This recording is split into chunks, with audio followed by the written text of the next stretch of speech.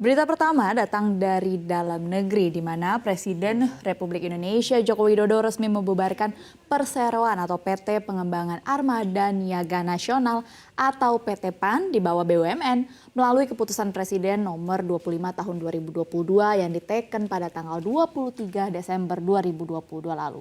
Melalui peraturan ini, Jokowi memberikan mandat kepada Menteri BUMN dan juga Menteri Keuangan untuk memberhentikan bisnis BUMN yang satu ini.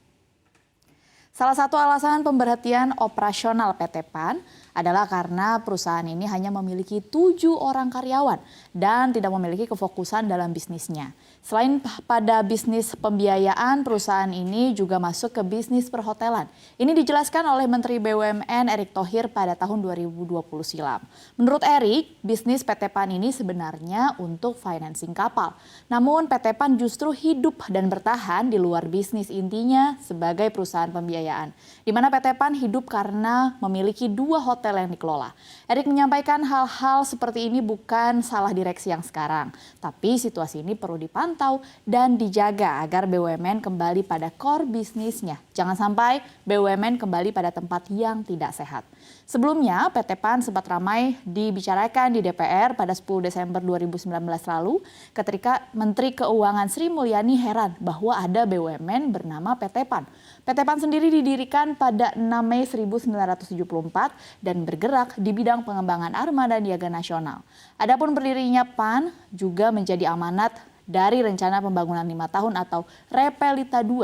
Dokumen Repelita II tersebut menyatakan agar pemerintah membentuk suatu badan yang bertugas di bidang pembiayaan dan pengembangan armada niaga nasional.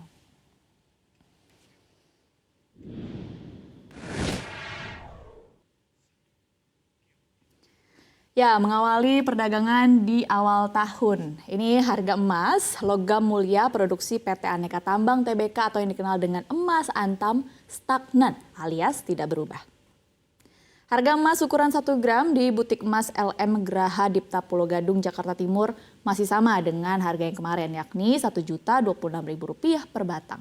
Dikutip dari laman resmi Logam Mulia, harga pembelian kembali atau buyback emas antam ditetapkan sebesar Rp926.000 per gram. Harga ini stagnan alias tidak berubah dari perdagangan kemarin. Pagi ini sekitar pukul 7 pagi waktu setempat, harga emas dunia ada pada level $1.823,69 Amerika Serikat per troy ounce.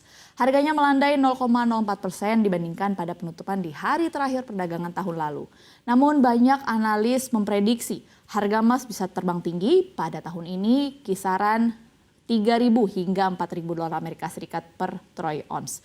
Jika harga emas naik menjadi 3.000-an dolar Amerika Serikat per troy ounce, artinya emas akan melonjak sebesar 65% dari harga yang sekarang. Harganya juga akan terbang sekitar 119% jika nantinya emas menembus harga 4.000 dolar Amerika Serikat per troy ounce. Jika ini benar terjadi, harga emas batangan di dalam negeri tentunya juga akan ikut melesat tahun ini.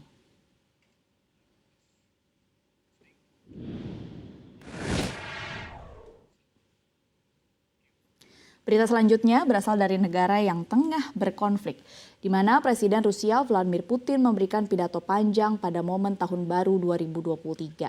Sinyal perang akan lebih keras di Ukraina, Putin juga menyampaikan dalam kesempatan tersebut. Dalam rekaman pesan video yang tegas dan juga agresif yang disiarkan di televisi nasional Rusia, Putin menyebut perang yang ia sebut sebagai operasi militer khusus sebagai pertarungan untuk masa depan Rusia. Putin menyampaikan tentaranya berjuang untuk tanah air kita, kebenaran dan keadilan sehingga keamanan Rusia dapat terjamin, sebagaimana dikutip Reuters.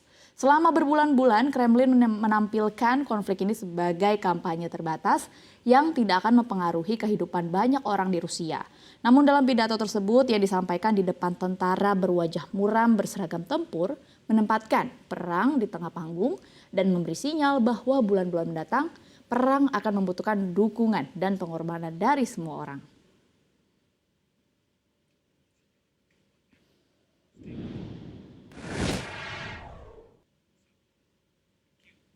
Berita selanjutnya, Dana Moneter Internasional atau IMF memberikan peringatan baru terkait ekonomi global pada 2023.